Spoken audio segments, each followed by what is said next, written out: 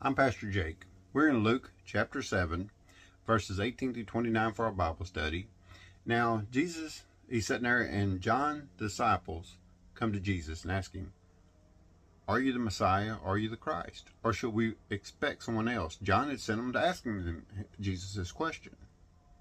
Well, Jesus looks at them, and that same hour he goes out, he heals the blind, he calls them to see, he lame to walk again. He heals those with infirmities. He raises the dead in that same hour. Then he says this, "And blessed is he whoever shall not be offended by me." And you wonder what was going on. Was John having doubts? Was something going on with John? Because you got to remember, John was in prison by Herod because what John had said about Herod and his wife. Well, was John having doubts? No. He was being justified. He was trying to justify who Jesus was. This was to show legitimacy. And we see this in verse 29. "And all the people that heard him and the publicans justified God, being baptized with the baptism of John." By them coming and asking Jesus this question, justify who Jesus was, that he was the Christ, by the miracles he done.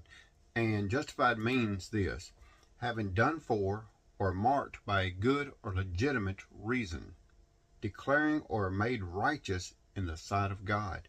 So what was going on was John had sent him there, and he was there for a purpose.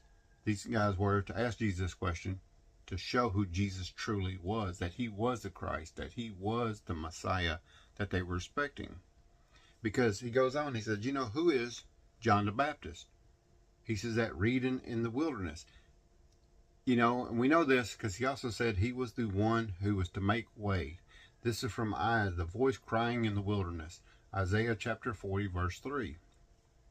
He said, but, there was a but on this. He says, that the least in the kingdom of heaven is greater than John the Baptist. And you wonder, how is that? John, given his life for Jesus, he went out there baptizing for God. His whole life has been for God. How is he least?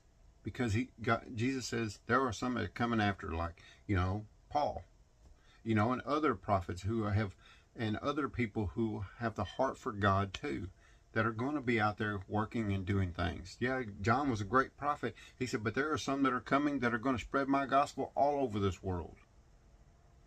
He said, and it could be you, it could be me, it could be anyone in this world. That's what Jesus said, because if you got a heart for God, he said, you're going to be great in the kingdom of heaven.